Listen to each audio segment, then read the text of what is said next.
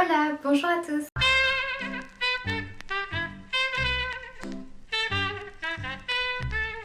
Je vous retrouve aujourd'hui pour une nouvelle vidéo qui vous aidera à améliorer votre français.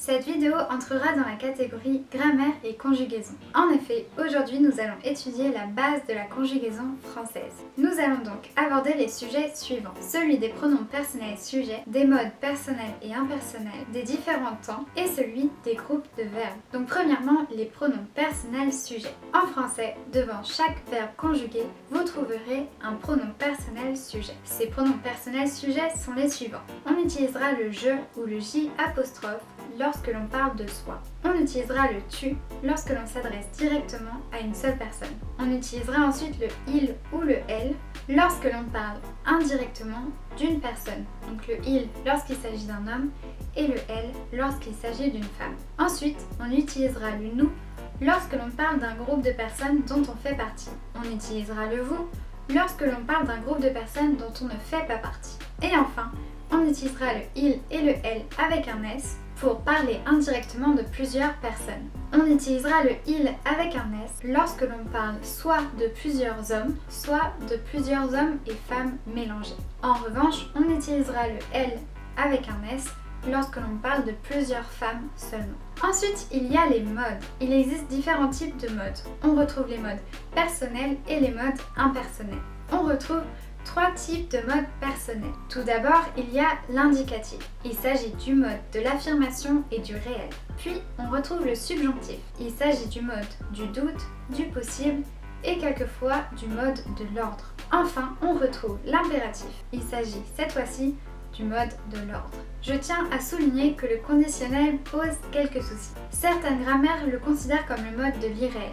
Toutefois, il est actuellement classé comme un temps de l'indicatif. C'était donc tout pour les modes personnels. Nous allons maintenant passer au mode impersonnel. Il existe tout d'abord l'infinitif, présent ou passé, le participe, présent ou passé, et le gérondif, présent ou passé également. Nous allons maintenant parler des différents temps que l'on retrouve au sein de la conjugaison française. Encore une fois, il est possible de les séparer en deux catégories, les temps simples et les temps composés. Les temps simples sont les suivants. L'indicatif présent, l'indicatif imparfait, l'indicatif passé simple, l'indicatif futur simple, le subjonctif présent, le subjonctif imparfait, le conditionnel présent et l'impératif présent.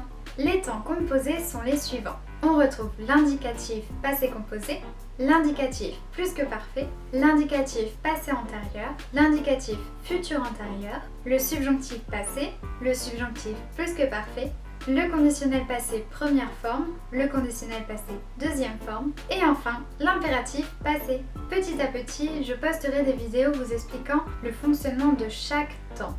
Je peux déjà vous dire que la prochaine vidéo qui entrera dans la catégorie grammaire et conjugaison sera une vidéo qui vous expliquera comment former le présent de l'indicatif. Mais avant cela, nous allons continuer cette vidéo. Je vais maintenant passer au groupe de verbes. On retrouve tout d'abord les auxiliaires. Il s'agit des verbes être et avoir. Nous verrons dans une prochaine vidéo leur utilité. Après les auxiliaires, on retrouve les verbes du premier groupe. Il s'agit de tous les verbes terminant en ER. Attention, le verbe aller, qui finit également en ER, ne fait pas partie du premier groupe. Il s'agit d'un verbe irrégulier.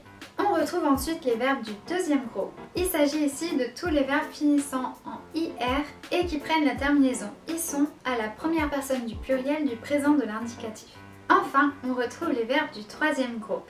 Il s'agit de tous les autres verbes, en plus du verbe aller et des deux auxiliaires être et avoir. Voilà donc ce qu'il y a de plus important à retenir sur la conjugaison française. Comme je vous l'ai indiqué plus tôt, je ferai prochainement des vidéos expliquant la formation de chaque temps. D'ici là, si vous avez des questions, je vous laisse me rejoindre dans l'espace commentaire ou bien sur mon compte Instagram lisaalf.insta. J'espère que cette vidéo vous aura plu et qu'elle vous aura été utile. On se retrouve très vite dans une nouvelle vidéo et sur ce, je vous dis à très bientôt!